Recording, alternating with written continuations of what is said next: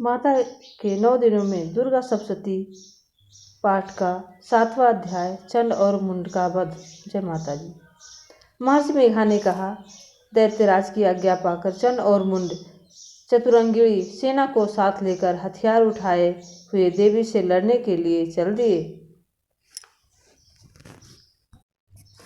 हिमालय पर्वत पर पहुंचकर उन्होंने मुस्कुराती हुई देवी को सिंह पर बैठी हुई थी देखा। जब असुर उनको पकड़ने के लिए तलवारें लेकर उनकी ओर बढ़े तब अंबिका को उन पर बड़ा क्रोध आया और मारे क्रोध के उनका मुंह काला पड़ गया, उनकी भुगुटियां तन गईं और उनके ललाट में से अत्यंत भयंकर तथा अत्यंत विस्तृत मुख वाली लाल आँख वाली काली प्रकट हुई, जो अपने हाथों में तलवार और पास लिए हुई थी। वह विचित्र खड्ग धारण की हुई थी तथा चीते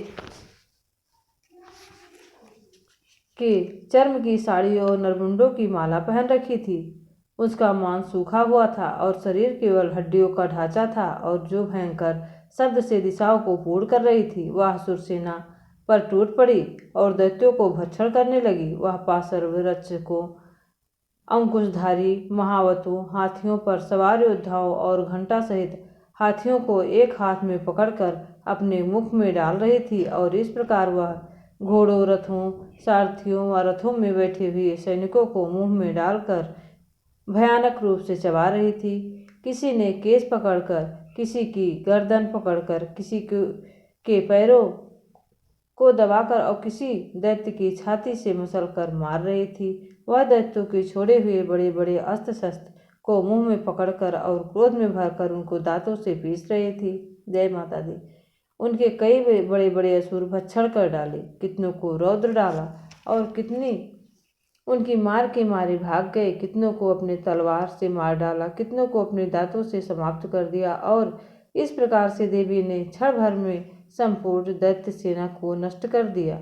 यह देख महापराक्रमी चंड काली देवी की ओर लपका और मुंड ने भी देवी पर अपने भयानक बाणों की वर्षा कर दी और अपने हजारों चक्रों पर छोड़े। उस समय वह चमकते हुए बाण व चक्र देवी के मुंह में प्रविष्ट हुए इस प्रकार दिख रहे थे जैसे मानो बहुत से सूर्य मेघों की घटा में प्रविष्ट हो रहे हों।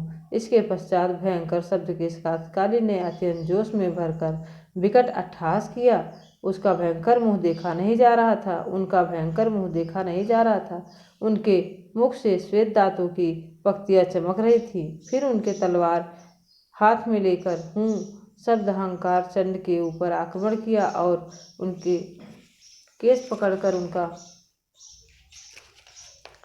सिर काटकर अलग कर दिया। चंड को मरा हुआ देखकर मुंड देवी की ओर लपका, परंतु देवी ने क्रोध में भरे उसे भी तलवार से यमलोक पहुंचा दिया। चंड और मुंड को मरा हुआ देखकर उनकी बाकी बची हुई सेना वहां से भाग गई। इसके पश्चात काली चंड और मुंड के कटे हुए सिरों को लेकर चंडिका के पास गई और प्रचंड अट्टहास के साथ कहने लगी, हे देवी, चंड और मुंड दो महादैत्य को मारकर तुम्हारी भेंट कर दिया है। अब शुंभ और निशुंभ का तुमको स्वयं वध करना है।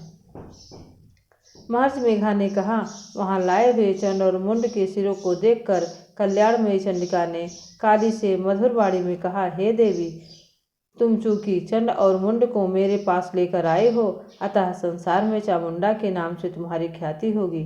जय माता दी। यहाँ 7वां अध्याय चंड और मुंड का वध समाप्त होता है। जय माता जी।